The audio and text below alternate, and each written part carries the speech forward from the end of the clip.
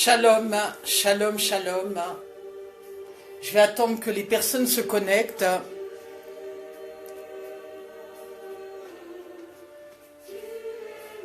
Prophète Baobab, Tabitha Esther, église de Maison, Sardoine, Paris, France.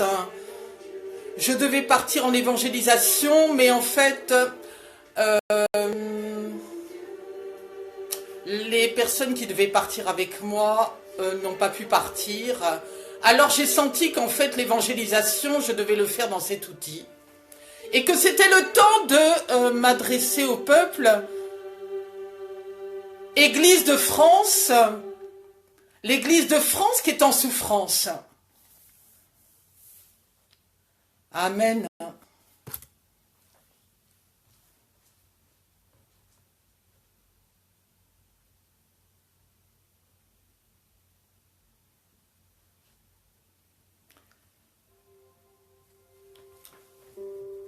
L'église de France qui est en souffrance.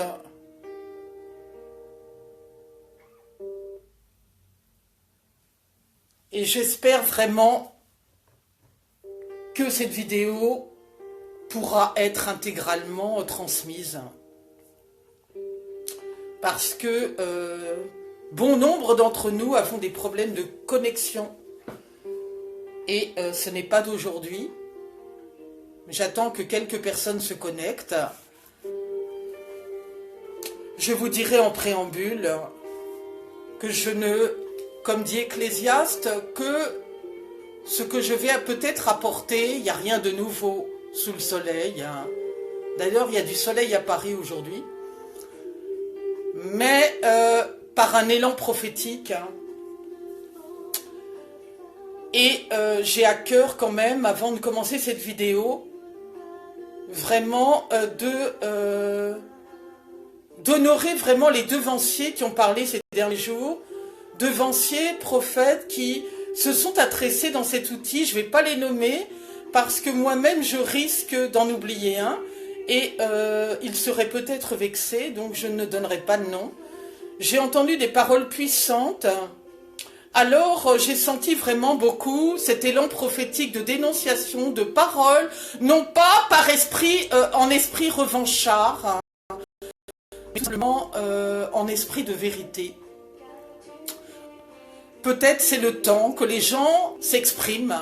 Moi, le Seigneur m'avait déjà dit depuis quelque temps, il faut que tu t'exprimes. Or, ça fait 12 ans que je suis en église et que j'ai envie de m'exprimer. Donc, le Seigneur doit savoir pourquoi je viens m'exprimer maintenant et que je ne l'ai pas fait avant.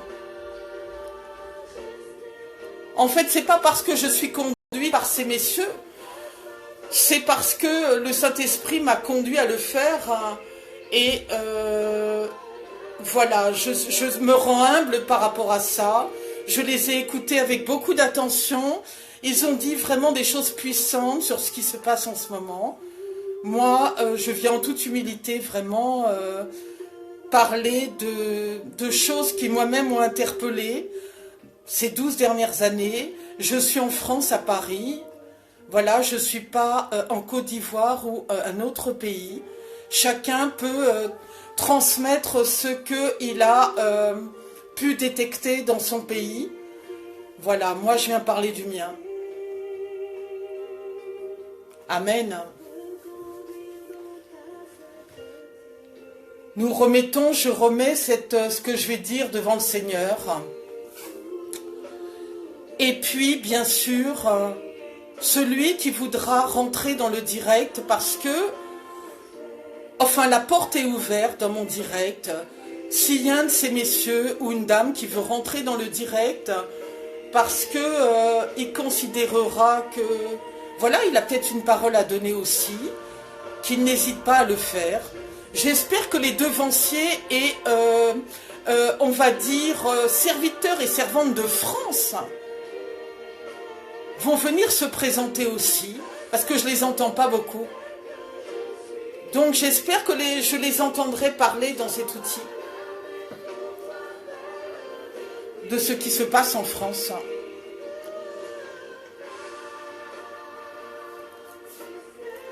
Amen, amen, amen. Donc je vais commencer Nous sommes sur un territoire, la France, c'est un peuple laïque. Et sur ce territoire, il y a diverses religions. Il y a des catholiques et il y a d'autres religions, il y a diverses religions. C'est vrai que la France, tout le milieu du catholicisme est rempli de scandales. Et les gens, bon nombre sont chez les catholiques ou bien dans d'autres religions. Mais ce que l'on peut constater, c'est que là où les gens devraient se diriger, c'est-à-dire dans l'église évangélique, l'église qui porte la parole vivante, qui porte la parole d'évangile, la vraie église, c'est celle-ci actuellement sur la France, où nous rencontrons aussi beaucoup de problèmes. Or, nous souhaiterions vraiment que les catholiques qui sont dans des églises de mort, dans des églises vraiment où ils marchent toujours avec des choses de mort, où ils n'ont pas la vie, où la vie n'est pas proclamée, nous souhaiterions qu'aussi tous ceux qui sont dans d'autres religions, bouddhistes ou autres, viennent, se tournent leur regard en France vers l'église évangélique. Et ce n'est pas le cas. Ce n'est pas le cas. Au lieu de voir les frères et sœurs venir à l'église évangélique, eh bien les gens s'enfuient. Les frères et sœurs s'enfuient. Donc, nous sommes déjà, comment dirait-on, nous avons déjà un peuple qui est froid. Le peuple européen et français est froid. Il a le cou raidi. Il a le cœur froid. Et ce n'est pas bon. Parce que son cœur se raidit encore plus. Parce que il est encore de plus en plus froid. Et il est glacé même. Donc vraiment, le peuple français qui est complètement égaré, qui ne sait plus vers quelle religion se tourner, alors que la seule personne vers qui il doit se tourner, c'est vers le Seigneur Jésus-Christ de Nazareth. Ce même peuple français part dans tous les sens, dans n'importe quoi, dans les mauvaises voies, dans ce qui n'est pas de Dieu, ou alors dans rien du tout. Reste à la maison, ne prie pas, garde son cœur froid et son cou raidi. Et je m'adresse à tous ceux qui sont à l'étranger. Je vois des hommes de Dieu, des femmes de Dieu. Si je parle de l'Afrique, par exemple, je vois des gens merveilleux, réchauffés, comment dirait-on, mais je sens pas ça dans mon pays, la France. Je sens pas ça. Or, notre pays a besoin, pas forcément de serviteurs français, mais de serviteurs de tous horizons, mais de serviteurs authentiques, qui amènent un réveil sur la France, qui amènent un réveil, parce que la France a besoin d'être réveillée. Le problème aujourd'hui, c'est que le peuple qui aurait besoin d'être réveillé n'est pas réveillé par les bonnes personnes. Amen. Shalom, ma sœur Livy. Je dirais des shalom après, mais vraiment, ma sœur Livy, dis-moi si on me reçoit bien sur le direct, et ça sera vraiment gentil de le faire, parce que ça serait ennuyeux que les gens ne reçoivent pas bien la parole.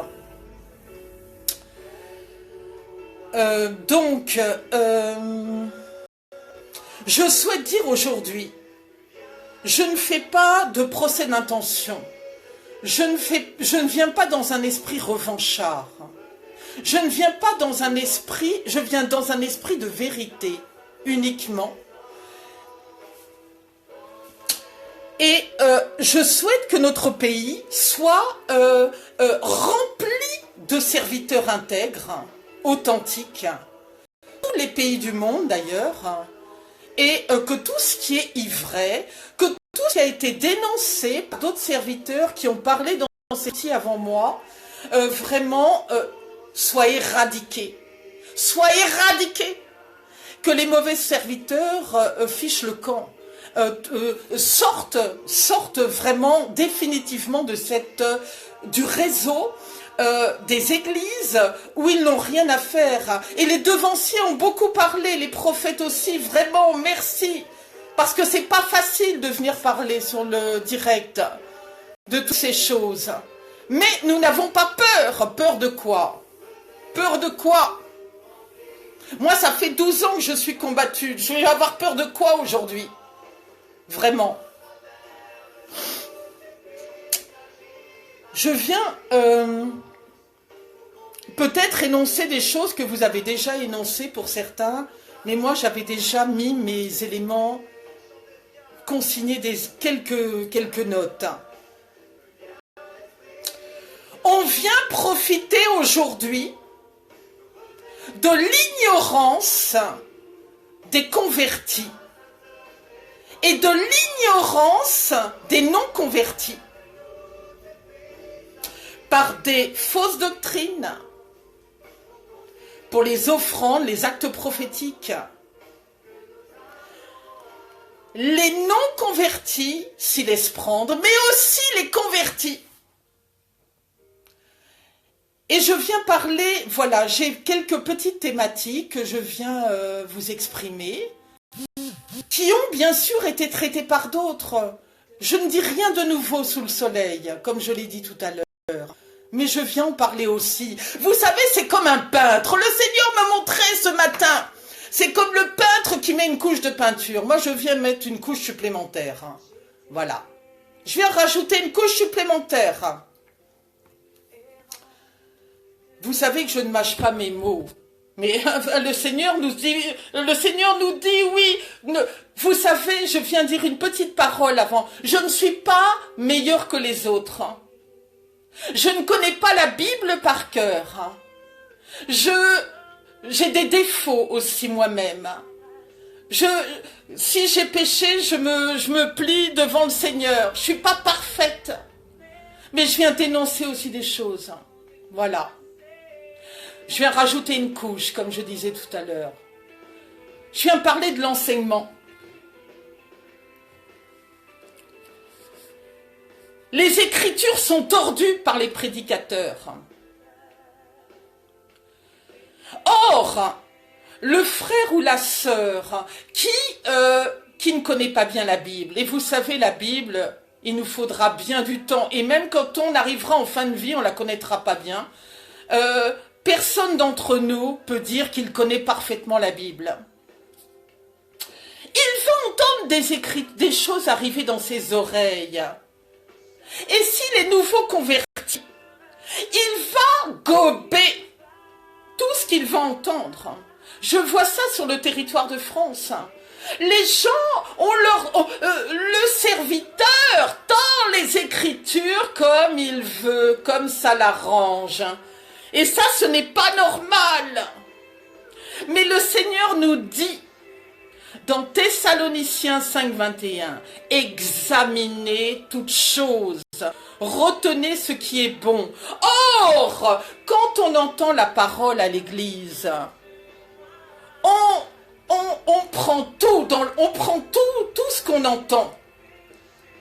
Et lorsqu'on rentre chez soi, on ne va pas examiner ce que l'on a entendu.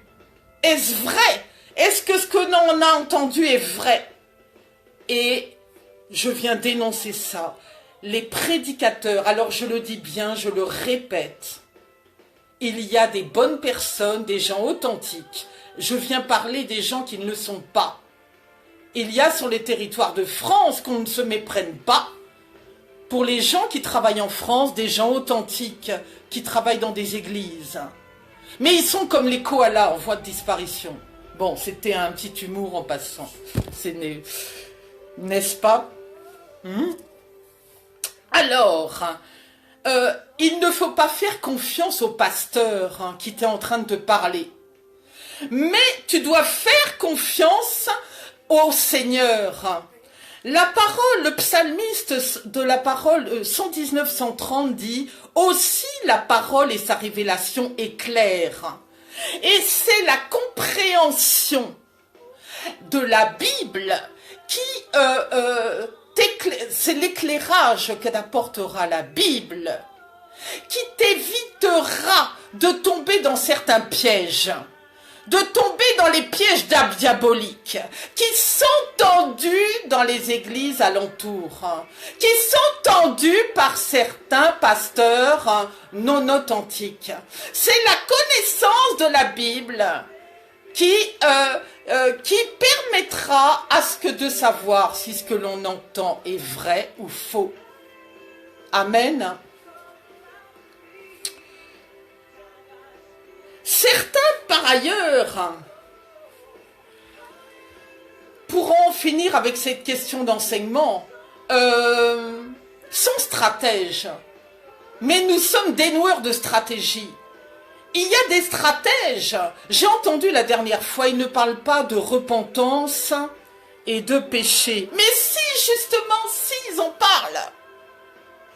Parce que le diable leur a fait comprendre qu'il fallait qu'ils en parlent. Parce que s'ils n'en parlent pas, comme on n'arrête pas de dire qu'ils n'en parlent pas, le diable, il a entendu ça. Donc, les hommes parlent de péché, de repentance, mais sur le bout des lèvres, uniquement. Parce que ils savent très bien que si leurs enfants, et parce qu'ils les appellent toujours des enfants, comme les premiers-nés, ils ne grandissent jamais. Si leurs fils et leurs filles n'entendent pas parler de péché, de repentance, ils savent très bien qu'ils ne seront pas au bon endroit. Donc, ils vont glisser le mot péché et repentance dans leurs paroles. Cela ne veut pas dire pour autant, c'est quelque chose qu'ils vont prononcer du bout des lèvres seulement, quoi. Mais ils vont le dire en stratégie seulement, en stratégie. Excusez-moi, je m'emporte un peu. Ah, Seigneur. Et alors, sur cet enseignement-là, pour en finir, parce que j'ai quelques thèmes à aborder autres, de la théorie à la pratique. On entend beaucoup de choses théoriques, mais la pratique, où est la pratique? Où est la pratique des choses que vous entendez, que vous exprimez par vos bouches? Vous ne pratiquez pas ce que vous dites. Et bien souvent, nous voyons cela. Nous voyons des théoriciens. Mais où sont les praticiens? Où sont les praticiens de l'enseignement? Où sont-ils? J'espère que cette parole vous fait du bien. Shalom, serviteur Hippolyte. Soyez tous bénis, parce que j'aime bénir en passant. J'aime bénir en passant. Je viens parler des prophéties. Oui, c'est le moyen d'appâter le nouvel arrivant. Même les autres d'ailleurs. Chacun veut connaître son avenir. Et le serviteur le sait très bien. Donc, soit il détient la révélation. Alors là, si vous voulez, dans cette atmosphère, quand tu vas à l'église pour écouter que la prophétie, tu n'es que celui d'avant, celui qui courait voir le vieux quartier. Tu es celui-là. Parce que normalement, l'église, c'est premièrement la connaissance, pas la prophétie. Puisque de toute manière, la Bible est le livre prophétique par excellence. Pourquoi est-ce que tu veux entendre la prophétie d'abord et la connaissance après? C'est une anomalie. Mais les serviteurs l'ont bien compris. Les faux l'ont bien compris. Ils vont, et je l'ai entendu la dernière fois, rien de nouveau sous le soleil, se renseigner sur ta vie. Comment dirait-on, te fournir des indications de date de naissance. Ils vont t'éblouir. Mais dans tous les cas, ils vont utiliser, d'ailleurs, j'ai vu des gens le faire sur le réseau. Parce que sur les réseaux, tu mets ta date de naissance. Et il y en a certains qui vont chercher les dates de naissance avant de repartir sur le réseau. Pour te donner une révélation. Alors tu sauras très bien que c'est toi dont il s'agit quand même, hein. Non. Les gens vont beaucoup utiliser,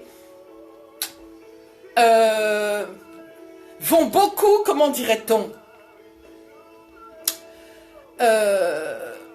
ils vont utiliser des méthodes peu orthodoxes pour t'éblouir.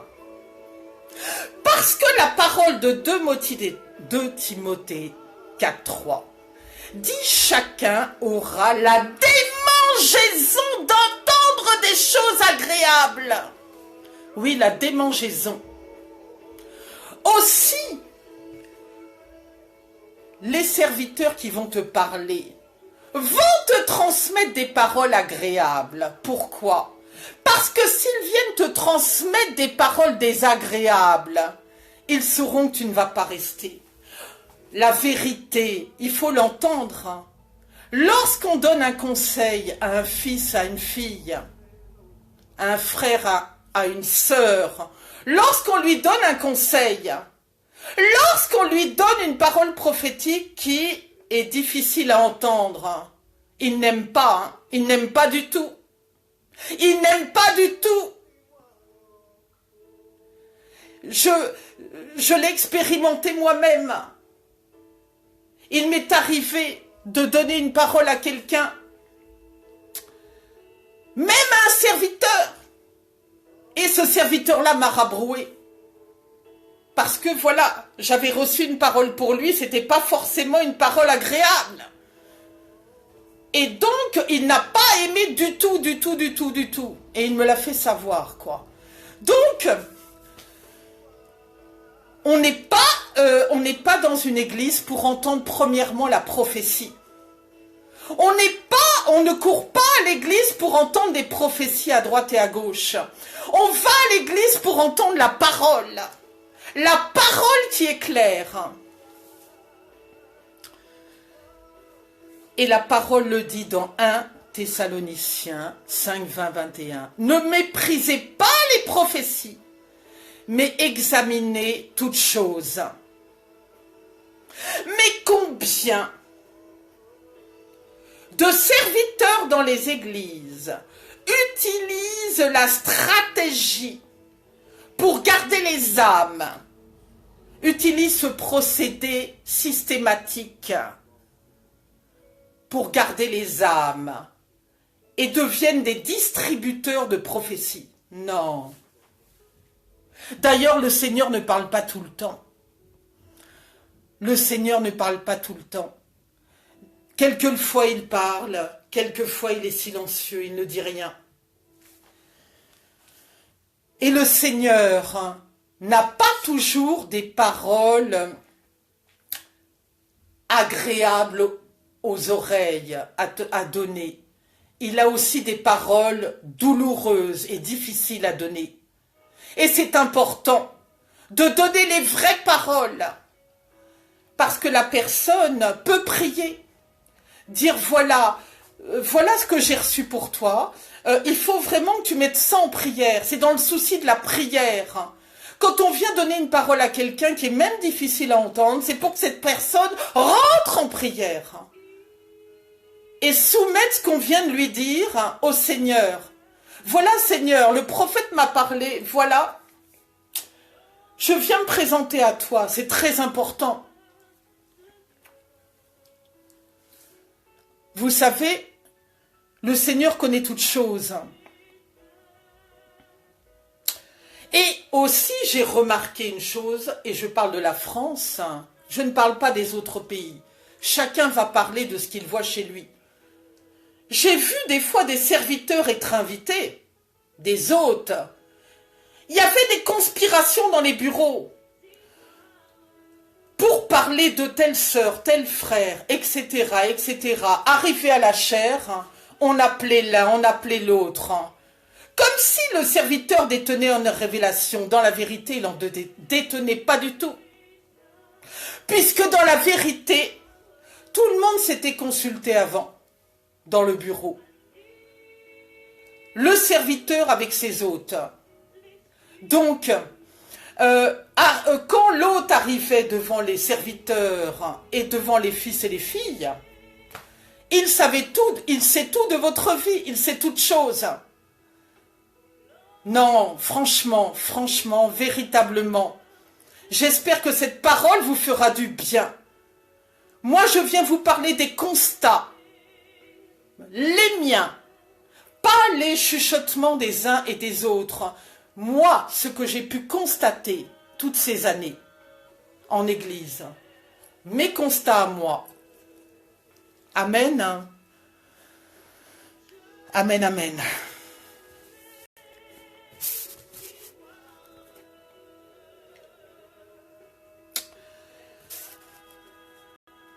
Les actes prophétiques. Alors certains ne sont pas inspirés par le Saint-Esprit, où l'on voit des choses rocambolesques. Exemple, lors d'une sainte scène, on avait demandé à chacun d'apporter du vin. Le Seigneur nous le dit dans la parole, ne soyez pas ivres de vin, mais de joie. Éphésiens 5, 18. Mais soyez remplis de l'esprit. Or, une sainte scène, ce n'est pas de la rigolade. On ne rigole pas à une sainte scène. Une sainte scène, c'est dangereux. Tu peux risquer la vie du fils ou de la fille ou ta propre vie. Ce n'est pas de la rigolade, une sainte scène. On rigole pas avec la sainte scène. Ce qui s'est passé, le Seigneur m'en est témoin. On a fait boire tout le vin à une sœur qui a été saoule et qui est tombée à terre dans l'église. Elle s'est retrouvée au sol, saoule, après la Sainte Seine, parce qu'on l'a obligée à finir le vin. J'ai vu ça.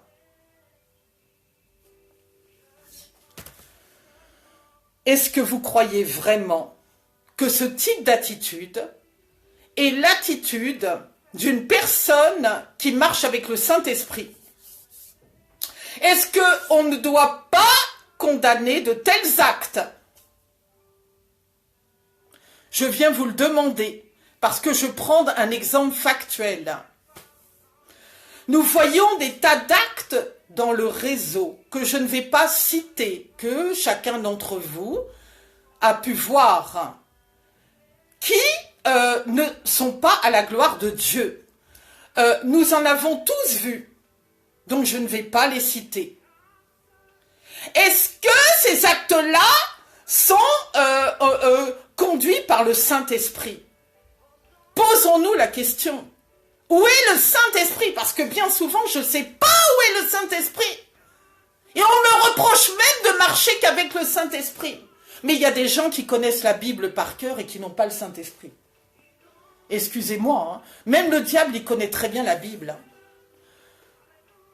C'est très important la Bible, mais le Saint-Esprit, on en fait quoi? J'ai vu, alors vous l'avez... moi, je vous ai parlé de la Sainte Seine, mais d'autres ont vu des scènes terrifiantes. Du Coca-Cola versé sur un fils ou une fille. C'est l'onction Pepsi-Cola. C'est quoi? C'est quoi? Onction Pepsi. Alors chacun aura vu des scènes différentes. Où sont les vrais actes prophétiques? Où sont-ils? Les actes inspirés du Seigneur. Je crois que, Shalom, ma sœur Martine, Shalom, tu voulais intervenir, ma sœur? Parce que je ne vois pas très bien.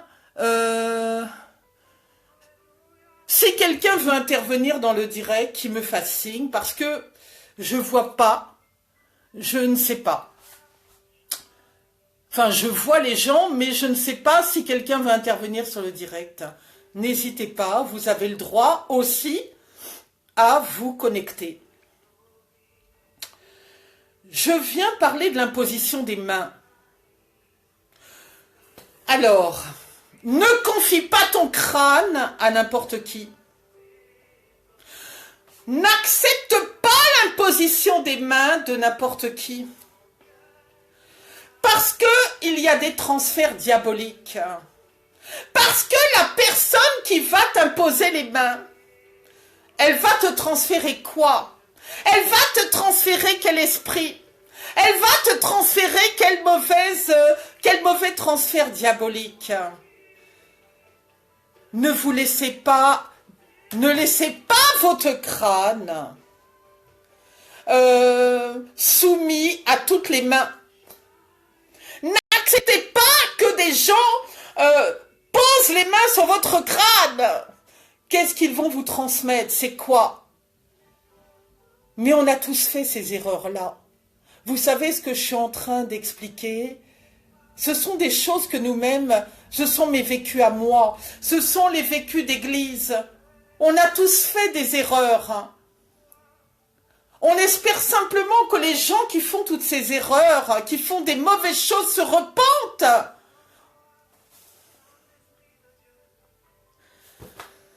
On est là pour dénoncer ce qui n'est pas bon. Mais on n'est pas là pour parler d'une personne ou parler d'une autre. On est là pour parler en général des dysfonctionnements et de ce qui ne va pas. Amen.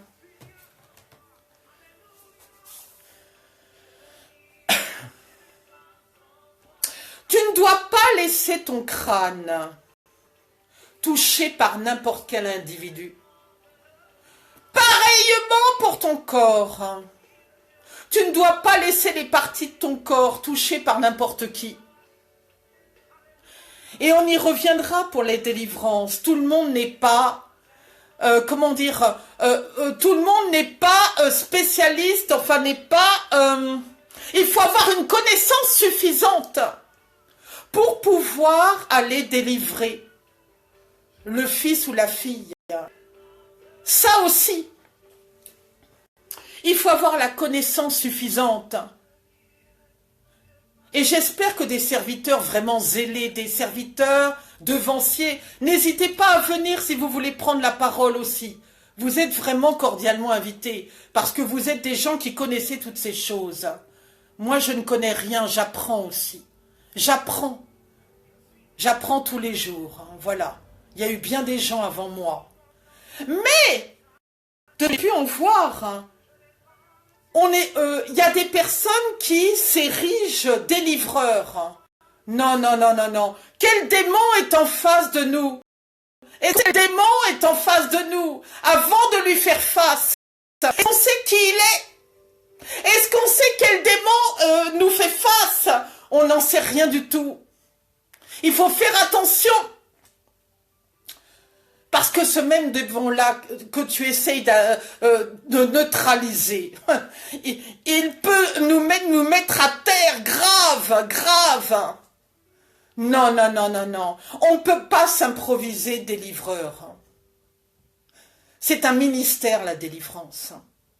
C'est du sérieux. C'est du sérieux. Avant d'aller combattre un esprit, il faut savoir qui il est. Avant d'aller combattre un esprit, que nous sachions de quel esprit il s'agit. Ah, Seigneur, aide-nous.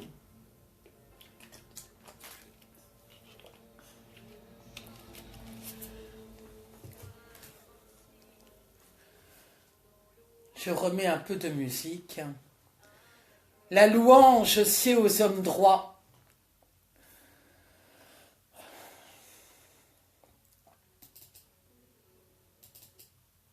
Amen.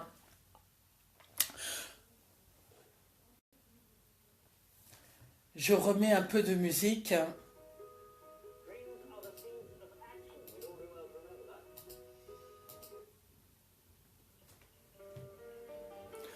Donc quand nous avons un esprit en face de nous, nous ne savons même pas quel esprit nous combattons. Que le Seigneur, que vraiment nous nous improvisions pas, comment dirait-on, chasseurs de démons, que nous nous improvisions pas ministres de délivrance. Parce que nous-mêmes, nous risquons notre vie, ainsi que celle du fils et de la fille qui est en face de nous, du frère ou de la sœur qui est en face de nous.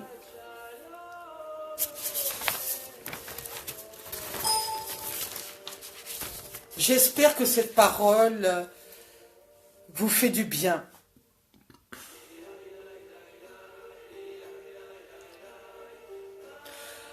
Le Seigneur a mis sur notre chemin, pour nous instruire, des guides, voilà. Oui, le Seigneur a mis des guides sur notre route. Parce que le oint est l'instrument de Dieu. Et le Seigneur a mis des hommes sur notre chemin. Mais l'on voit beaucoup de dérives. J'ai vu des situations où le fils ou la fille était tombé dans des situations sectaires. Pardonnez-moi, je prends un mouchoir. Pas pour pleurer, mais pour me moucher.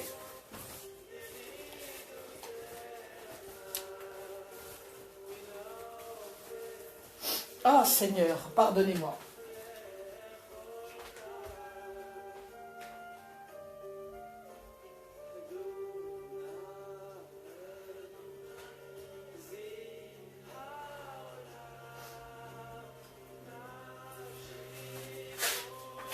Oh. Pardonnez-moi. Or, au lieu de nous retrouver avec un homme, avec un guide qui nous protège, c'est l'instrument du Seigneur, il n'est pas Dieu, qui prie pour nous, qui nous conseille, qui nous guide, qui nous aide, qui nous soutiennent. Certains tombent avec des sectaires, avec des gourous. Et au lieu de voir, et je l'ai vu en face de nous, des frères et des sœurs épanouis, heureux, conduits, remerciant le Seigneur pour le guide qui leur avait été envoyé par le Seigneur. Mais tout n'est pas mauvais, parce que ça permet de nous affermir. Nous voyons des gens à visage fermé, des gens qui n'ouvrent même pas la bouche, des gens qui n'osent même pas contredire leur pasteur, qui restent en visage de cire, sans même esquisser un sourire. Ce n'est pas normal. J'ai vu ça. J'ai dit, c'est pas normal. Le Seigneur nous a rendus libres. Quand on voit les gens, on devrait les voir heureux, épanouis, dans l'adoration, dans l'amour, dans la paix, dans la joie. Et ce n'est pas ce qu'on voit. Alors tu es avec quel guide? C'est qui ton guide? Parce que si vraiment tu n'inspires pas cette paix, tu n'inspires pas ce bonheur, tu n'inspires pas cette joie, tu n'inspires pas cette liberté d'expression, tu es avec quel guide? Un guide qui te bloque, un guide qui t'empêche de parler, un guide qui te muselle la bouche, t'es avec qui? Tu marches avec qui? Est-ce que tu marches avec un guide que le Seigneur t'a envoyé ou tu marches avec quelqu'un d'autre?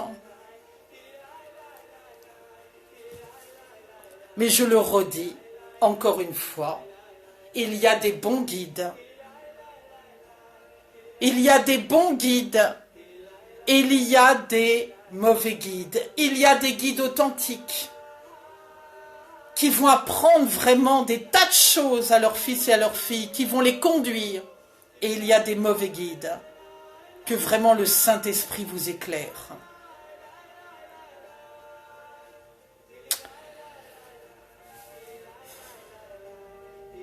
J'ai vu en église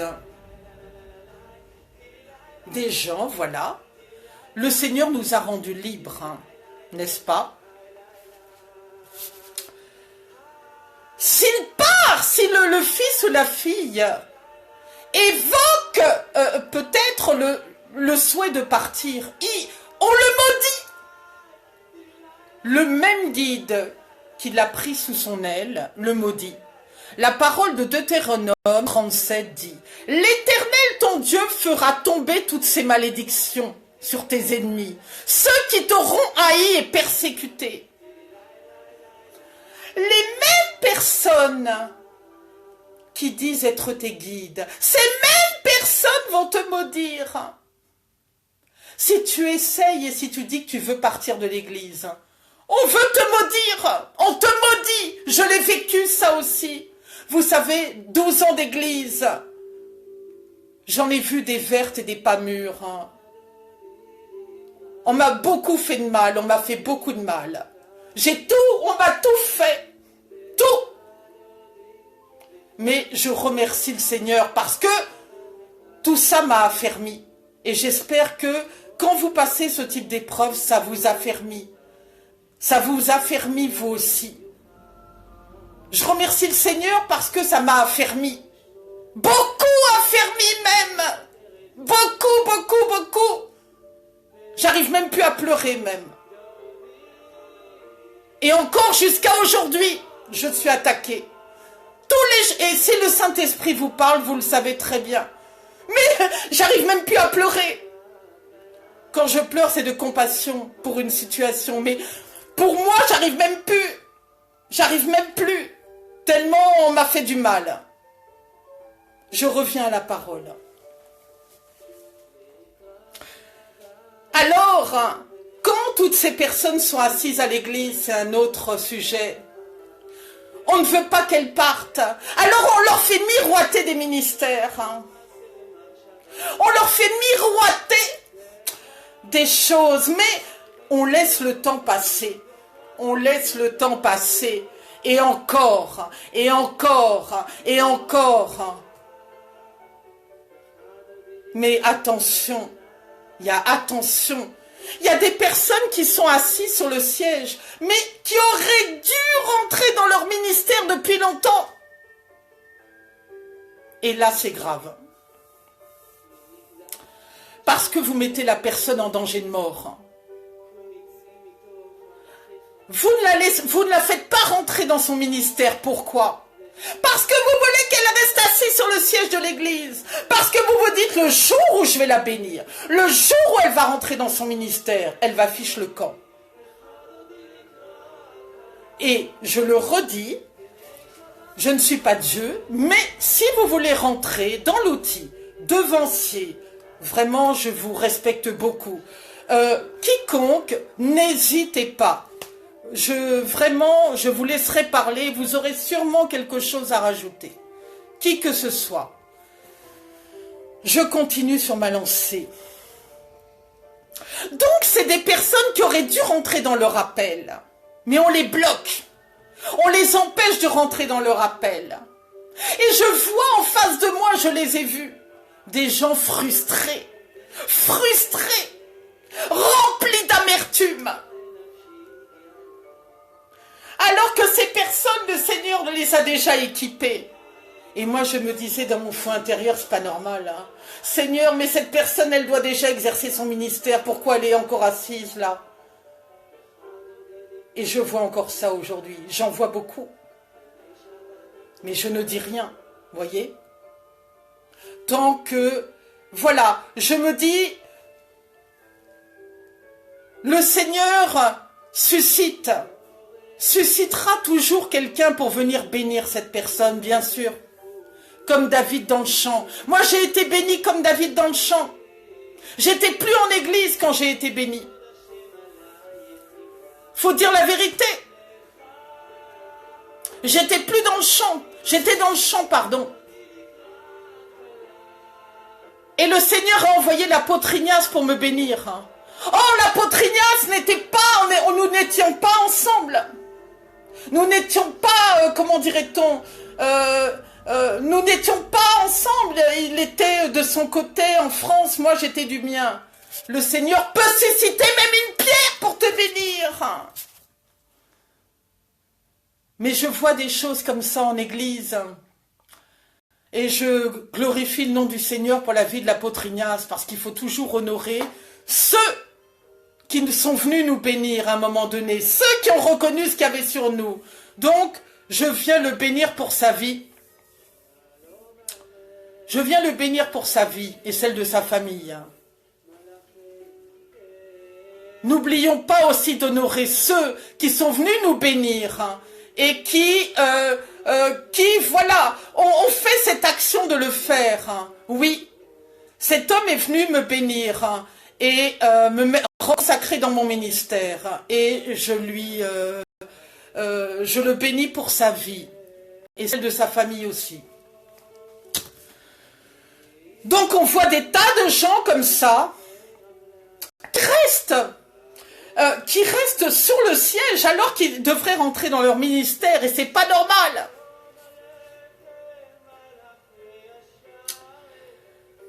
Je vois aussi des choses étonnantes. Alors, j'ai vu des gens tourner en rond en église pendant des années, ou même être chrétien papillon. C'est-à-dire, comme ils n'étaient pas bénis à un endroit, ils partaient à un autre endroit. Mais c'est pas comme ça que ça se passe. Dans la réalité, c'est pas bon de quitter ton siège pour aller ailleurs.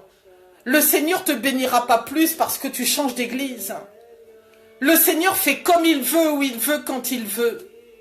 Tout ce que tu fais, fais-le par le Saint-Esprit. Il faut que ce soit le Saint-Esprit qui te dise ce que tu dois faire et qui te convainc.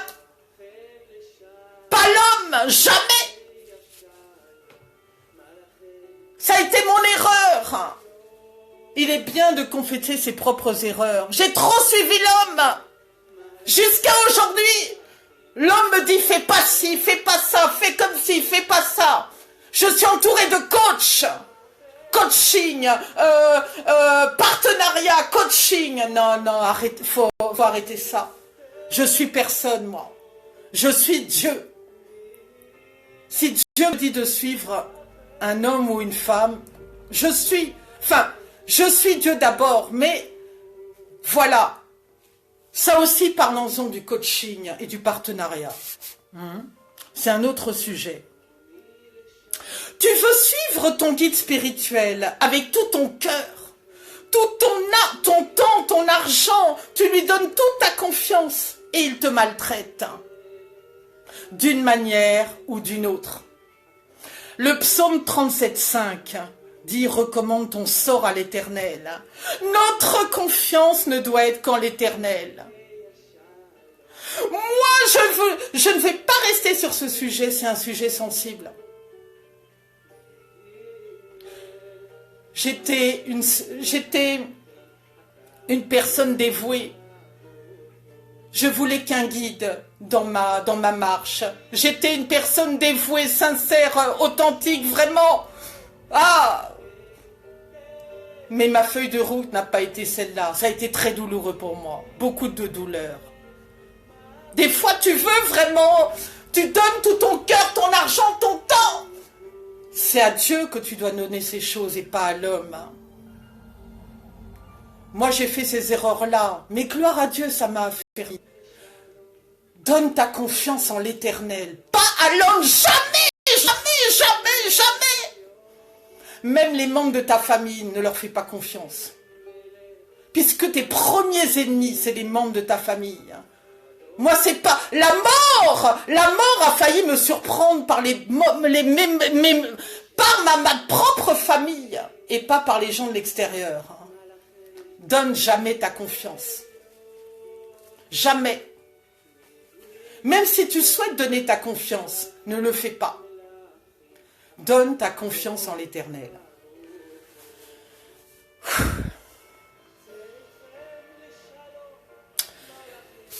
te dise, je vais prier pour toi.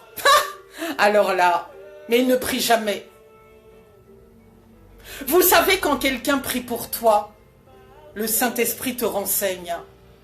Moi, je sais quand on prie pour moi. Et je peux vous le dire aujourd'hui dans cet outil, on ne prie pas pour moi. Je le sais. Quand on prie pour moi, dans le mauvais sens du terme, et je le sais aussi.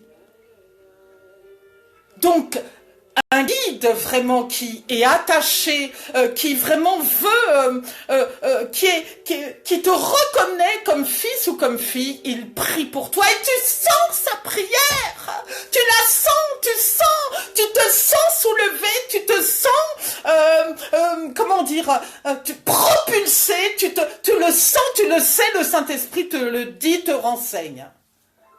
Moi, je peux vous dire que les gens ne prient pas pour moi.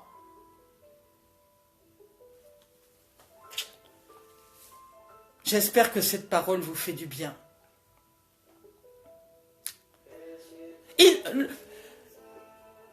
Les serviteurs, le guide qui est avec toi, si tu lui demandes la prière, il n'a pas le temps.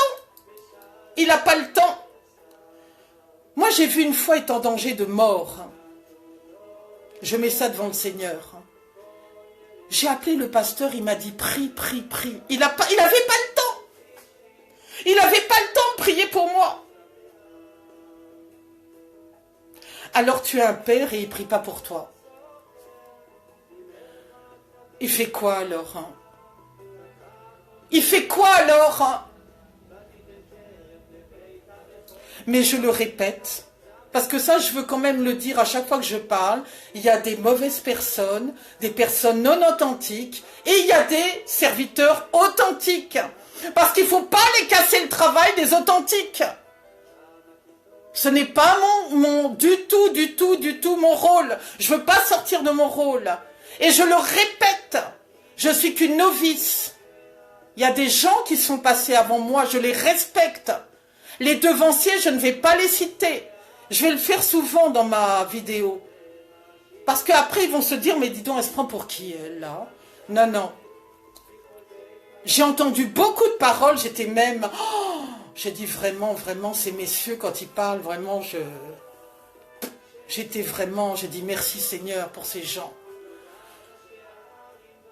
Non, non, moi je me remets à mon niveau, je sais qu'il y a des gens merveilleux qui parlent mieux que moi, qui font des choses mieux que moi, qui connaissent la Bible parfaitement. Moi, voilà, je reste à mon niveau. Voilà.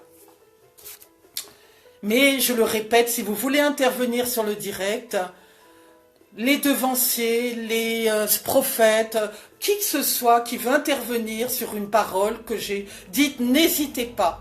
Voilà.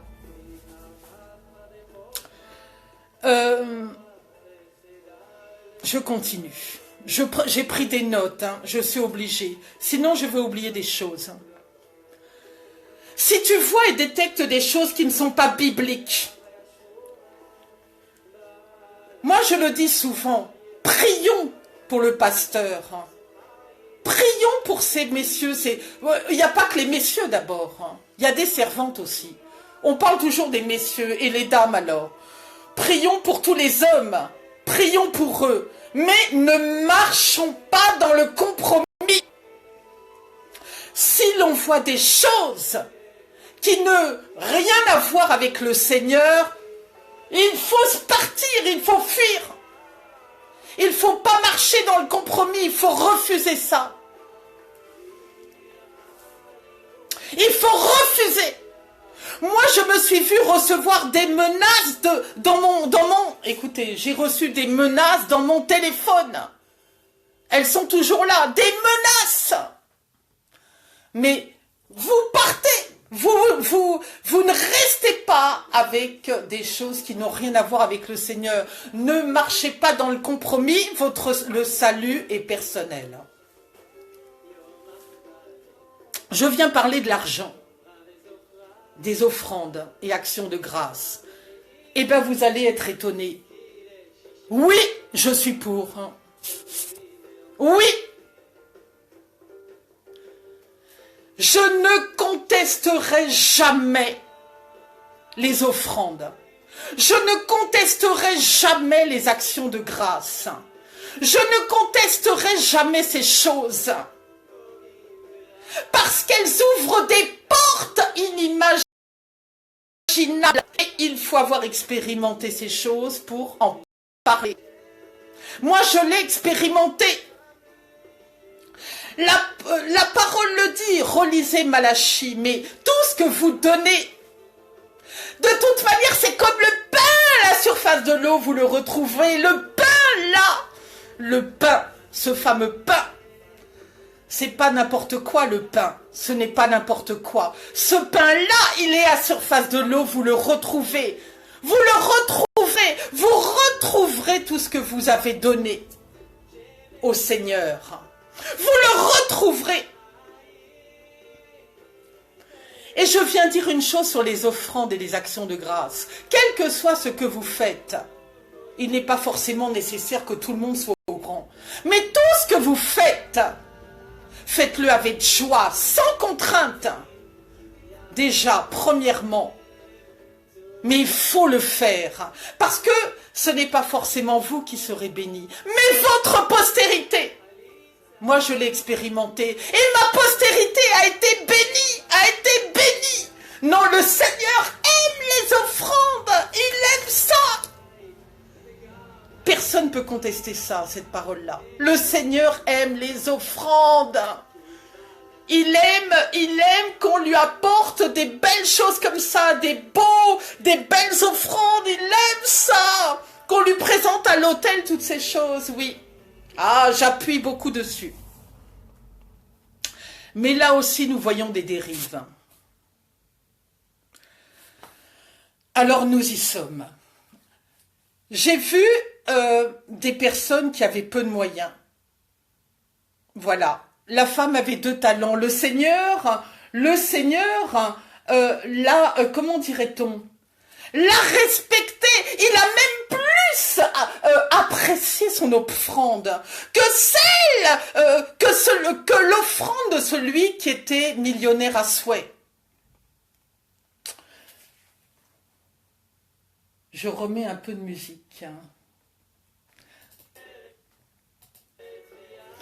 Le Seigneur aime les offrandes, mais il y a quelque chose qui n'est pas normal.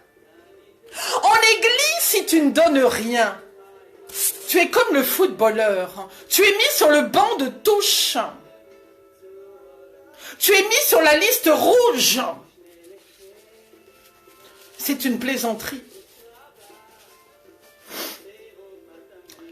Tu as peu. Imaginons que dans ta poche, tu n'aies que 2 talents. Mais que ces 2 talents, c'est tout ce que tu as. Et à l'église, tu viens donner tes 2 talents. Mais tu seras richement béni. Richement béni. Que celui qui est millionnaire et qui va donner 10 € dans la corbeille. Or, à l'église, si tu mets que tes 2 talents, on va te regarder d'un mauvais œil. On va te mettre sur le banc de touche. Ce n'est pas biblique. Ce n'est pas biblique. Ce n'est pas biblique. Ce n'est pas bon. Plus tu donnes à l'église, plus tu es considéré. En fait, le principe est comme celui des païens. J'entendais un jour un homme qui est au Rotary Club, un franc-maçon, qui disait « Moi, tous les mois, je fais un chèque. Moi, tous les mois, je fais un chèque. Ça m'assure mon travail. Ça m'assure une vie heureuse. Ça m'assure une vie sans problème. Tous les mois, je fais un chèque au Rotary Club. » Il faut savoir que le Rotary Club en France, c'est la franc-maçonnerie. C'est les francs-maçons. Donc, à l'église, on utilise le même principe. Or, tu dois donner à l'église ce que tu as, avec cœur, avec joie, sans contrainte. Or, quand tu donnes à l'église actuellement, tu donnes avec tristesse. Parce que tu sais que tu es déjà dans l'endettement, on t'y a déjà mis à l'église. Tu donnes même pas, t'as même pas d'argent pour nourrir ta famille, t'as pas payé tes factures. Tu es dans un état terrible. Et en plus de ça, on te, comment dirait-on, on te met dans une atmosphère de reproche. On te culpabilise, merci Seigneur. On te culpabilise de ne pas mettre d'argent ou de pas... Non. Si c'est comme ça, sors vite. C'est même pas la peine. C'est même pas la peine. Moi, je suis pour les offrandes. Je l'ai dit, j'ai bien détaillé au départ. Hein. Mais pas comme ça. Pas comme ça. J'ai vu aussi des bras étendus. Je parlais de la prophétie tout à l'heure. Tu dois donner tel chiffre. Ah bon? Je viens dire à quelqu'un, si on vient te dire ça, présente-toi au Seigneur d'abord. Ne fais rien par émotion. Parce que l'émotionnel, les serviteurs jouent beaucoup avec l'émotionnel. Les faux, je parle. Hein. Comme j'ai dit tout à l'heure, il y a des faux, il y a des vrais. Non authentiques, authentiques. Ils jouent beaucoup avec l'émotionnel. Ne marche pas avec ça. Ne marche pas avec ça. Il faut que l'esprit te convainc de ce que tu dois donner. Et si tu n'es pas sûr, présente-toi d'abord au Seigneur. Présente-toi au Seigneur et reviens avec ton offrande. Sinon, tu vas t'attirer la malédiction. Il ne sert à rien d'aller semer dans une terre pierreuse. Il ne sert à rien.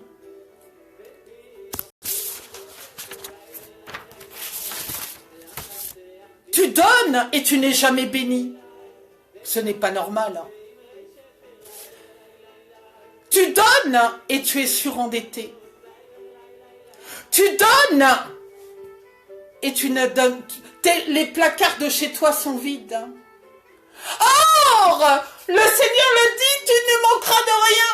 Tes greniers seront remplis, mais quand on rentre chez toi, il n'y a rien dans tes placards. Ce n'est pas normal. Ce n'est pas normal. Tout ce que tu fais dans l'œuvre de Dieu, toutes les offrandes, toutes les actions de grâce doivent être conduites par le Saint-Esprit et par nul autre. Et par nul autre. Mais comme je le dis, le Seigneur fait des grandes choses. Il aime les offrandes. Il aime les actions de grâce. Donc si tu peux le faire, fais-le. Fais-le. Pour ma part, j'en ai fait les frais un jour. J'ai donné, oui, une grosse offrande sur la France pour une construction. Oui, je m'en souviens bien. Qui n'ait jamais eu lieu. Mais le Seigneur connaît toutes choses. C'est pour vous donner un exemple. Là, je parle de la France. Non, le Seigneur connaît toutes choses. Ce n'est pas grave, toi, tu as fait ton action avec cœur. Mais si tu es tombé sur quelqu'un qui était malhonnête, tu le remets au Seigneur. C'est son problème avec le Seigneur. C'est son problème avec le Seigneur. À lui la vengeance et la rétribution. Et puis pour les finances, je voudrais dire une chose, il faut arrêter.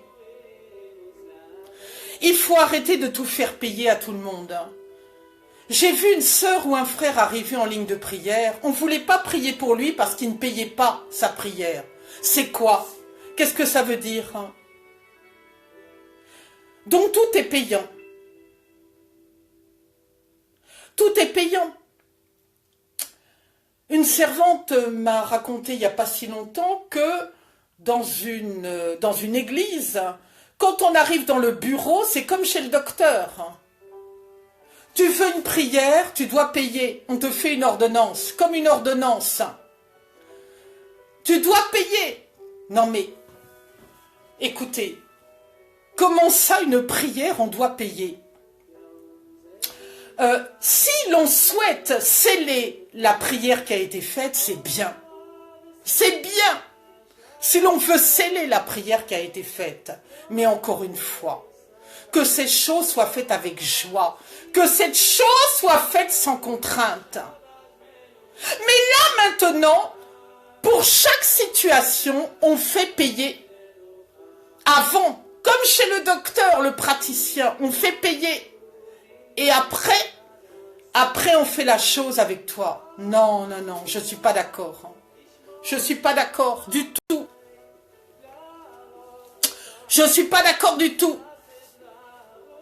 Qu'est-ce que c'est que c'est pratique? Qu'est-ce que c'est que c'est pratique? On veut retrouver dans l'Église tout entière les actes des apôtres qui partageaient leurs biens, qui mettaient leurs biens en commun, qui aidaient son prochain à manger, à boire, à se vêtir. Mais on ne voit même pas ça. Tu donnes tout ton argent au pasteur et le frère qui est à côté de toi, qui n'a rien à manger, rien pour se vêtir, tu donnes rien, tu le regardes d'un air hautain. Mais le Seigneur, il ne va pas agréer ça. Il ne va pas agréer ça. Que l'on revienne à l'église primitive, à l'église où on voit le frère, tous les biens en commun. C'est ça la vraie église. Moi j'ai toujours aimé ça. Les actes des apôtres, oui. C'est ça pour moi. C'est ça la vraie église, c'est ça la vraie unité. C'est pour moi la référence, c'est ma référence.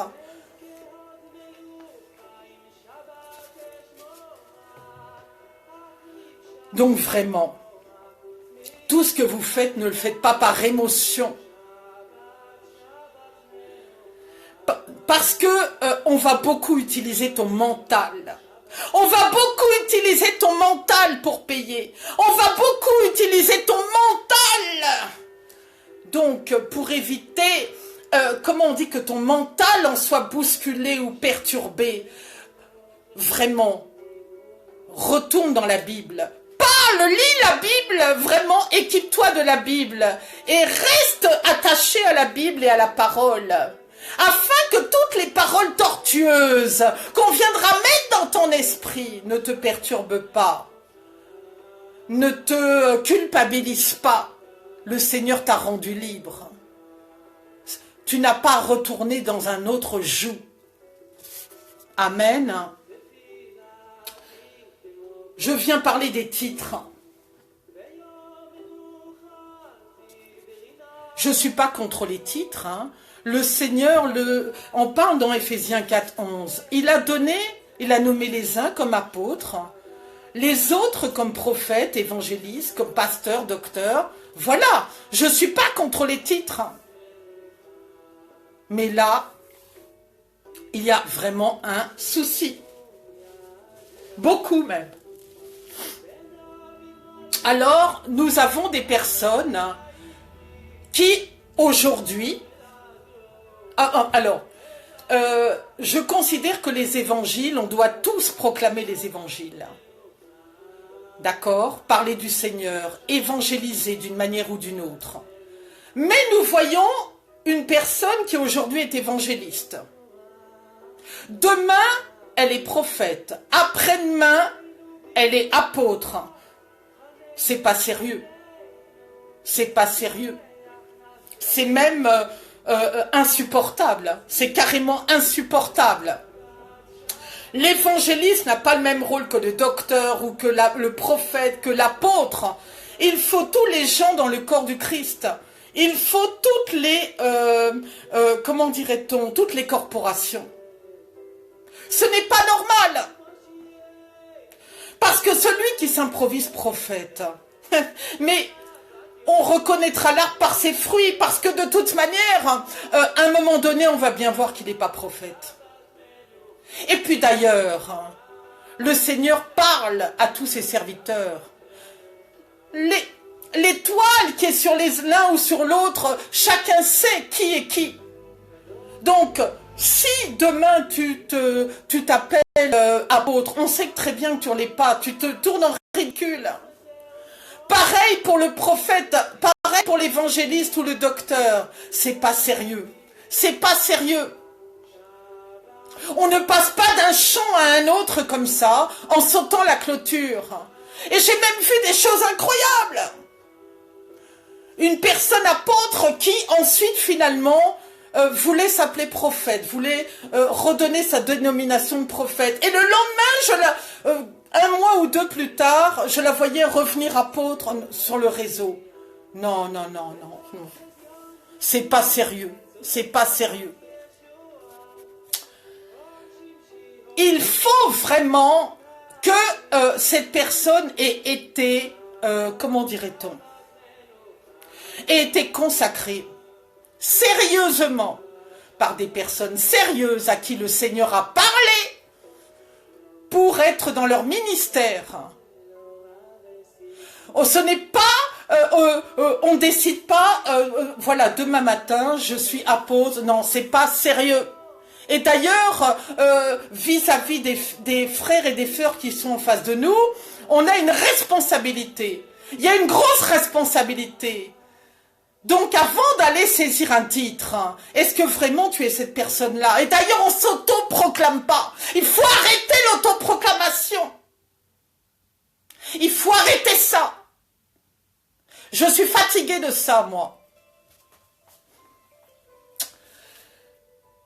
Vraiment, j'espère qu'un devancier viendra dans le direct. J'ai vu vraiment des personnes ouvrir des églises en autoproclamé. C'est dangereux. C'est dangereux pour la personne qui s'est autoproclamée. Et c'est dangereux pour la personne, pour les fils et les filles qui sont en face et qui écoutent cette personne-là.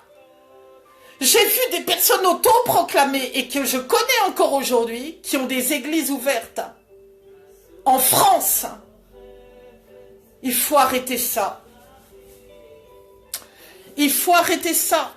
On n'ouvre pas une église si on n'a pas été, comment dirait-on, si on n'est pas rentré dans notre ministère par la voie par laquelle on doit rentrer dans notre ministère.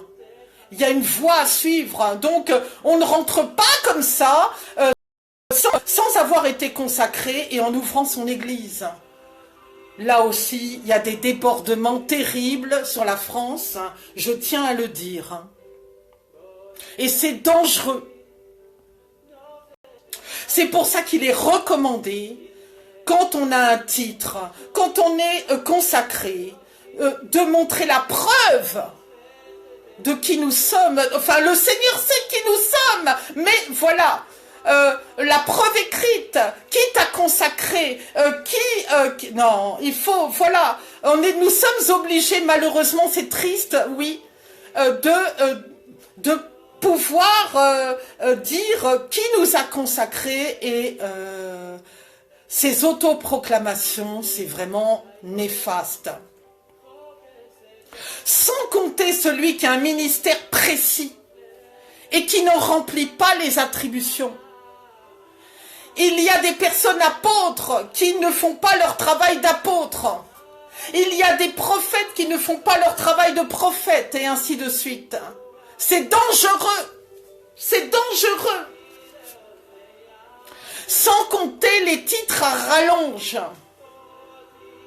À quoi cela sert-il de rallonger ton titre? Alors, dans les évocations de titres rallongés, j'ai vu des choses complètement aberrantes et je crois que vous en avez tous vu. Nous n'allons pas tous les mentionner.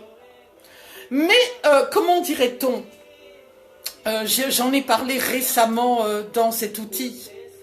Est-ce que le fait de rallonger un titre dans cet outil va, comment dirait-on, va donner plus que le Seigneur t'a attribué? Est-ce que ça va donner plus matière? Est-ce que le fait de rallonger ton titre va rallonger tes capacités? Va augmenter ton dépôt? Augmenter le dépôt de ce que le Seigneur a mis dans ta vie? Pas du tout. Pas du tout. Tu agis comme un païen. Parce que tu te mets des titres d'archi, de ceci, de cela. Tu es archi quoi? Tu es archi quoi? J'ai vu des choses aberrantes. Donc, rien ne sert de rallonger ton titre. Le Seigneur sait qui tu es. Est-ce que dans la Bible, on appelait Daniel Archi-Daniel? Non, mais c'est un exemple. Ou Archi-Abraham. Franchement, est-ce qu'il y avait des titres à rallonge? Non, ils n'avaient pas besoin de ça, tous ces gens-là. Ils n'avaient pas besoin de ça. Si vraiment tu as un dépôt conséquent, ce que le Seigneur, si tu as un équipement conséquent pour aider la multitude, tu n'as pas besoin de rallonger ton titre. Le Seigneur, enfin les gens sauront qui tu es. Les gens, tu n'as pas besoin, ce n'est pas nécessaire. Et je le dis, restons là où le Seigneur nous a consacrés. Là où est notre efficacité. Restons là où est notre efficacité. Parce que quelle sera l'aide que l'on va apporter au fils ou à la fille, au frère ou à la sœur que l'on a en face de nous? Comment dirait-on, on utilise un titre qui n'est pas le nôtre, on n'apportera rien au frère ou à la sœur en substance. Amen. Je viens parler de la louange. Il y a pas mal de sujets, mais... Le Seigneur siège dans la louange, dit le psalmiste 22:3. Oui, le Seigneur est un... Il aime l'adoration, il aime la louange. Or, nous écoutons des chants non prophétiques, non inspirés. Les louangeurs, ils chantent pour qui? Ils chantent pour quel Dieu? Ils chantent, ils s'adressent à qui? Depuis que j'écoute des louanges, je vois peu des louanges inspirées. Je vois peu de louanges inspirées. Sans parler des tenues vestimentaires. Des tenues vraiment de gala, des tenues moulantes, des tenues comme si on était au Crazy Horse. C'est quoi?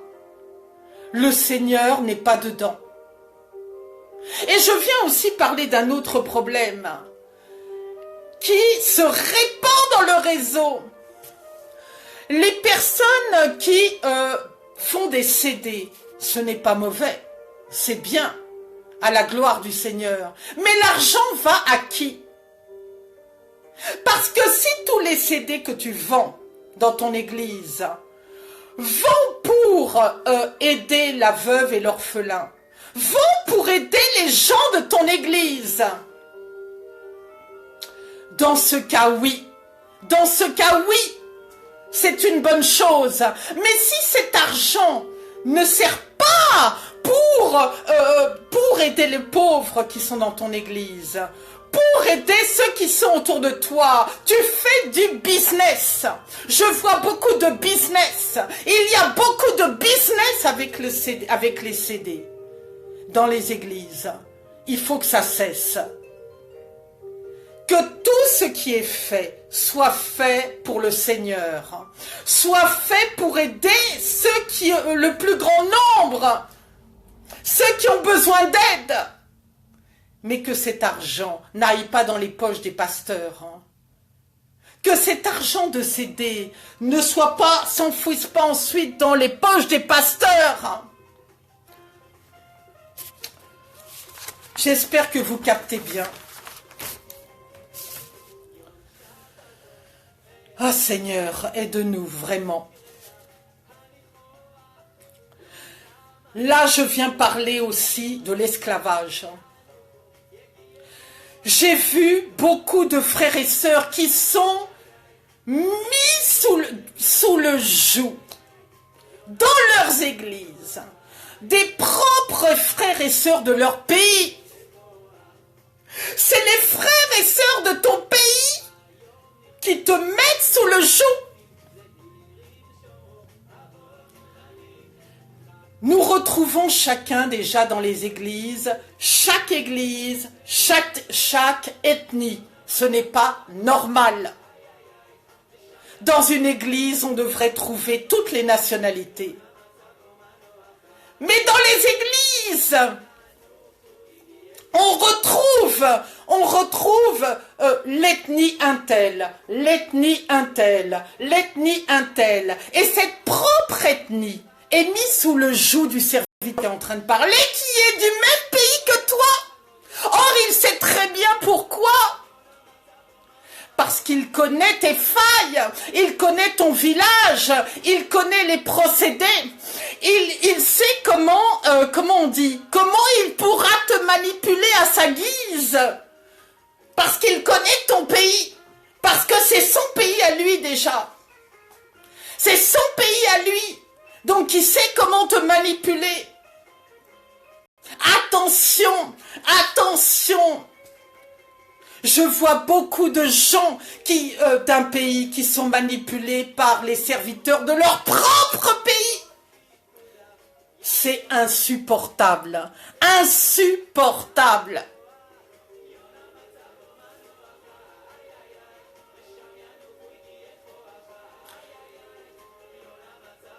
Il y en a certains qui travaillent sur la France. Toute nationalité confondue. Comme je l'ai dit tout à l'heure, je parle en général. Je ne parle de personne, ni de Pierre, ni de Paul, ni de Jacques.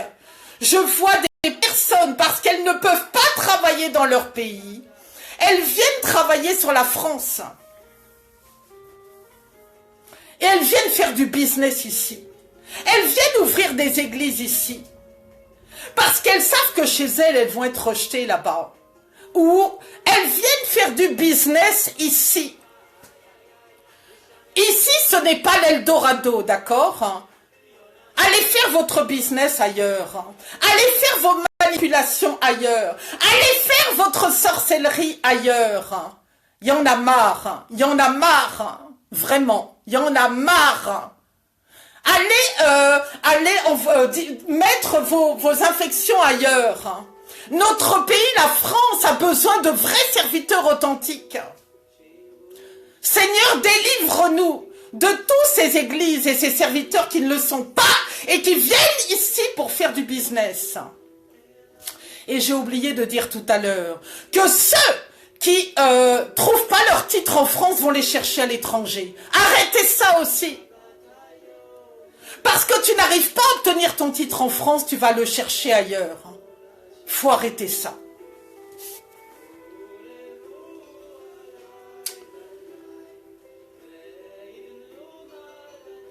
On utilise sur la France les fétichismes, la magie des pères, et ça marche.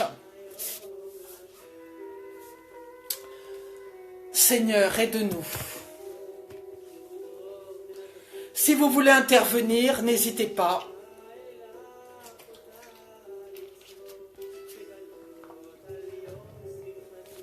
Je vous laisserai volontiers la parole. Amen. Pareillement pour les déplacements. Le Seigneur, quand il envoie, il pourvoit. Le Seigneur peut décider pour chacun d'entre les serviteurs dans quel pays il doit se rendre. N'est-ce pas? Même si tu n'as pas d'argent, le Seigneur peut t'envoyer. peut te faire partir là où il désire, là où il veut que tu travailles, en son temps. Tu ne pars pas faire l'œuvre du Seigneur comme un touriste. Tu n'es pas en circuit touristique. Tu pars parce que le Seigneur t'a missionné pour travailler. Il y a des personnes qui sont missionnées sur la France. Le Seigneur peut décider que l'on reste dans notre pays. D'autres sont envoyés à l'étranger. Mais ce qui est assez curieux, c'est que dans ces déplacements, nous voyons des personnes n'aller que dans des pays riches.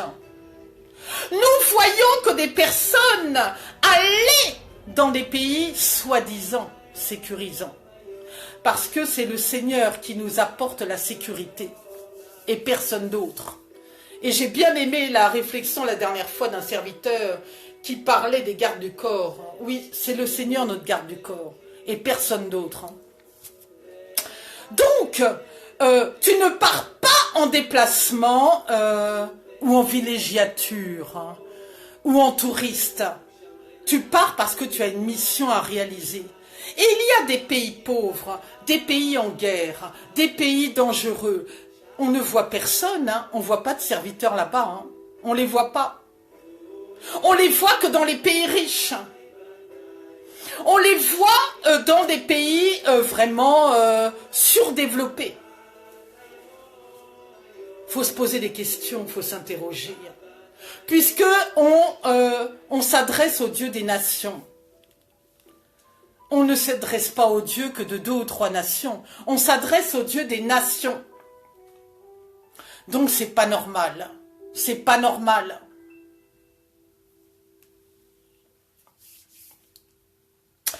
Alors je viens attaquer un sujet aussi.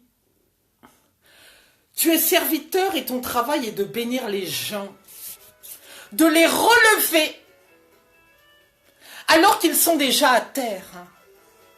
Tu es une source de bénédiction.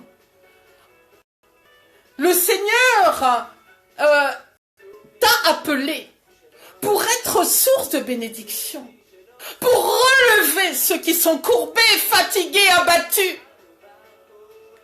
Ceux pour lesquels le Seigneur a appelé chacun d'entre nous. Et tout simplement, on se rend compte qu'au lieu d'avoir en face de nous des sources de bénédiction, des sources salvatrices, des sources qui prient pour nos vies, nous nous retrouvons en face de sources qui prient contre nous. C'est quoi? Est-ce que Dieu est dedans? Est-ce que Dieu est avec les incantateurs? Est-ce que Dieu est avec ceux qui prient contre nos vies? Est-ce que Dieu est avec celui qui prie contre notre mariage? Est-ce que Dieu est avec celui qui prie contre l'enfantement? Est-ce que Dieu est avec celui qui prie contre nos finances? Est-ce que Dieu est avec celui qui prie contre notre ministère? Est-ce qu'il y a un ministère des incantations? Est-ce qu'il y a un ministère incantatoire? Il y en a marre. J'en ai assez. Je vous le dis. Sur la France, parlons-en. Il y a des choses qui se passent ici. Et nous en parlerons un jour, la voyance et le reste. Les hommes qui vont dans les cimetières la nuit pour se fortifier, se renouveler. Oui, il y a ça en France. Hein. Oui, j'en ai vu. J'étais pas avec eux, mais j'en ai vu. Je sais qu'ils existent. Or, notre Dieu est un Dieu qui bénit, est un Dieu qui veut bénir son peuple. Or, nous voyons des frères et des sœurs qui sont constamment bloqués dans tous les domaines de leur vie. On prie contre leur vie. On prie contre leur vie. Moi, j'ai une sœur en France ici, là. On lui jette dans sa maison comment dirait-on, des éléments magnétiques. On lui jette des éléments magnétiques dans sa maison. Je vois ça en France, ici. Parce qu'il faut donner des exemples aussi. Et cette personne est dans un état terrible. Donc, comme disait un serviteur que j'ai entendu récemment, le magnétisme n'a rien à voir avec le Seigneur. N'a rien à voir avec lui. Nous ne prions pas un Dieu magnétique. On fait du mal. Comment peut-on aujourd'hui continuer à faire du mal aux gens? Vous êtes des assassins. Ceux qui prient contre les gens, qui prient contre leur vie. Vous n'avez rien à envier à l'assassin ou au criminel de quartier. Vous devriez être mis en prison. Vous n'avez rien à faire. Vous n'avez rien à faire avec ici. Vous n'avez rien à faire. Vous là, Seigneur, rappelle tous ces gens-là. Tous ces gens qui font du mal. Tous les incantateurs. Débarrasse-nous, Seigneur, de tous ces incantateurs. De tous ces gens qui font du mal au peuple. Qui prient contre ton mariage, ton enfantement, tes finances, ta vie, qui bloquent ta vie. Mais toi, mon Dieu, tu es au-dessus de tout nom. Ton nom est au-dessus de tout nom, Seigneur. C'est insupportable, insupportable. Je dois dénoncer ces choses. C'est insupportable.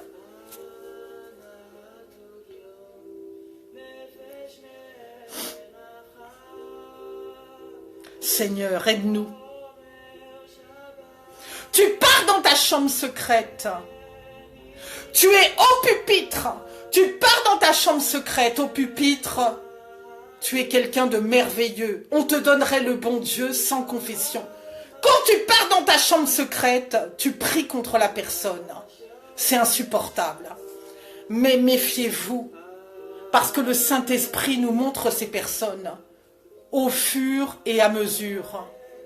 Ne croyez pas que tout ce que vous faites dans les lieux secrets restera caché.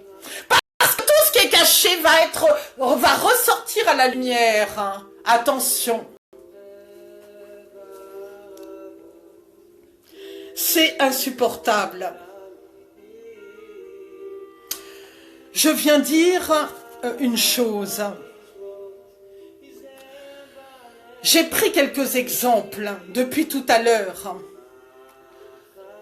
Dans les églises de France, dans bien des lieux, les frères et les sœurs ne retrouvent plus l'image du Christ dans les quatre murs. Ils retrouvent l'orgueil, la haine, la concurrence, la compétition, la colère, la méchanceté, le nombrilisme, la frustration, la luxure. Alors même que notre pays a besoin de serviteurs authentiques, notre pays a besoin d'aide. La France a le cou raidi.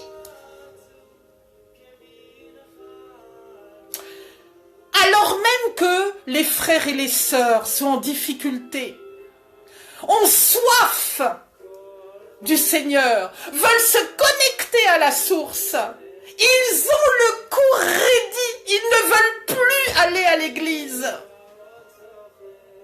Ils ne veulent plus être brimés. Ils ne veulent plus être escroqués. Ils ne veulent plus être volés. Ils ne veulent plus être dans le mensonge. Parce qu'ils disent, c'est ça ton Dieu.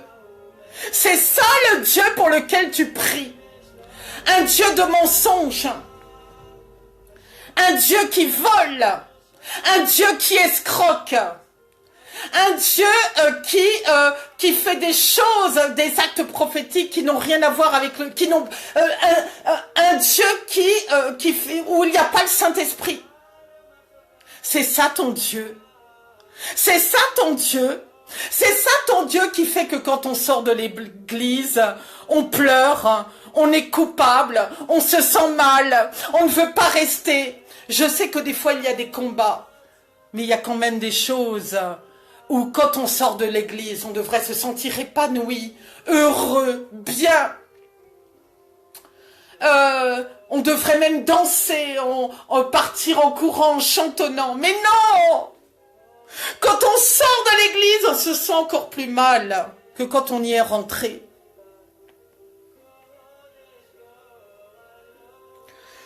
Quand tu es dans l'église, tu te sens brimé. Tu te sens coupable.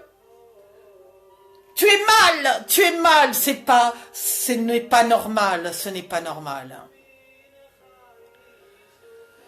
L'Église de France a besoin d'être entourée de serviteurs authentiques et que tous les serviteurs qui ne le sont pas soient balayés d'un revers de main, que le Seigneur fasse son ouvrage, qu'il nettoie la France de tous ces microbes-là.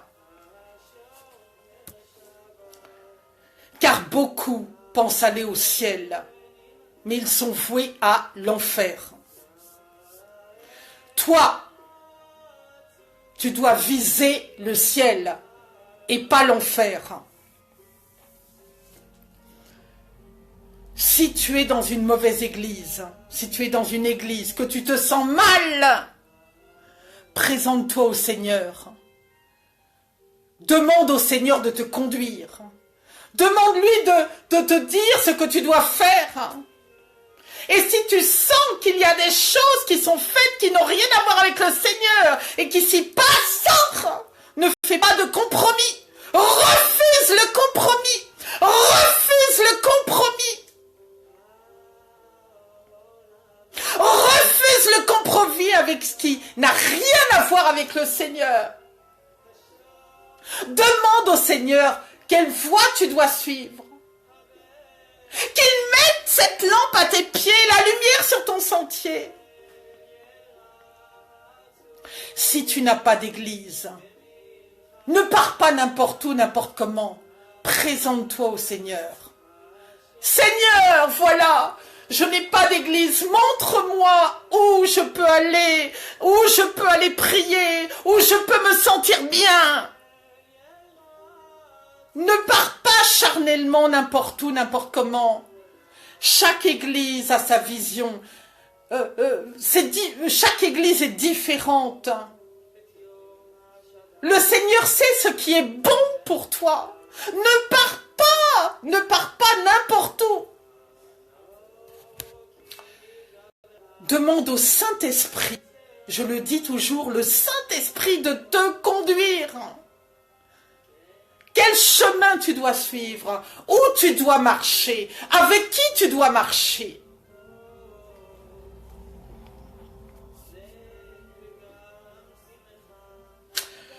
Je viens dire pour finir. Il y a des serviteurs authentiques. Il y en a encore. J'écoute des serviteurs merveilleux dans cet outil. Il y a des gens authentiques, des devanciers authentiques, des prophètes authentiques, des serviteurs sur la France authentiques.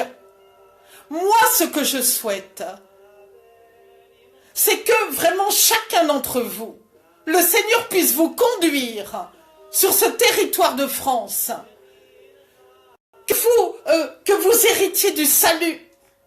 C'est ça qui est important. Et que vous héritiez du royaume. Et que pas vous conduise vers le Seigneur et pas en enfer. C'est ça à ce que vous devez viser. C'est de vraiment vous épanouir. Marcher avec le Seigneur. Vous épanouir en sa présence. Vous épanouir sur le territoire de France. Vous épanouir dans l'église où vous vous trouvez, que vous fassiez votre marche et que chacun vous rentriez dans ce que le Seigneur a prévu pour vous.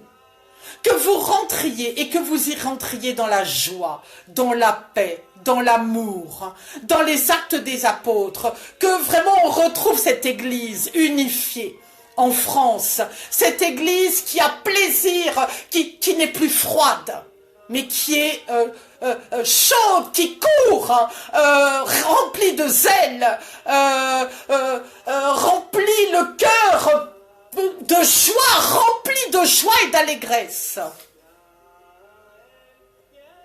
Dans cette église de France, parce que cette église de France a besoin du Seigneur. Il y a beaucoup de gens qui n'ont pas reconnu le Seigneur. Et pour que ces gens viennent au Seigneur, il faut qu'ils voient en vous la joie, la paix, l'amour, le bonheur de l'endroit où vous vous trouvez, qu'ils sentent que vraiment ils ont envie de pas suivre l'homme, mais quand ils vous voient, quand ils voient comment vous êtes devenus, quand ils voient le témoignage que vous êtes maintenant, quand ils voient votre visage éclairé, brillant, ils ont envie d'être comme vous, ils ont envie de vous suivre. Mais s'ils voient un visage fermé, un visage triste, un visage perdu, comment voulez-vous que les âmes vous suivent? Comment voulez-vous que la multitude souhaite vous suivre en église sur le territoire de France? Comment voulez-vous que vraiment le Seigneur nous aide et nous débarrasse définitivement de tout ce qui ne vient pas de lui sur le territoire de France?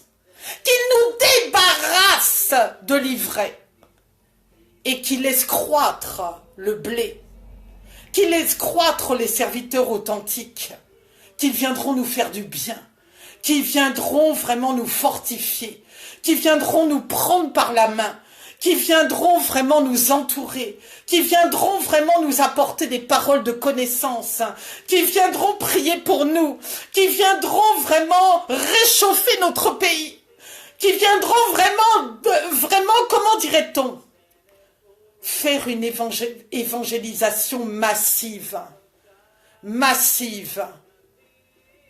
parce qu'on les reconnaîtra à leurs fruits. Leurs fruits se répandra dans toute la France. Et vraiment, la France sera bénie. La France sera sauvée. On a besoin de serviteurs authentiques sur la France. On n'a pas besoin de toutes les choses que je viens de décrire à l'instant.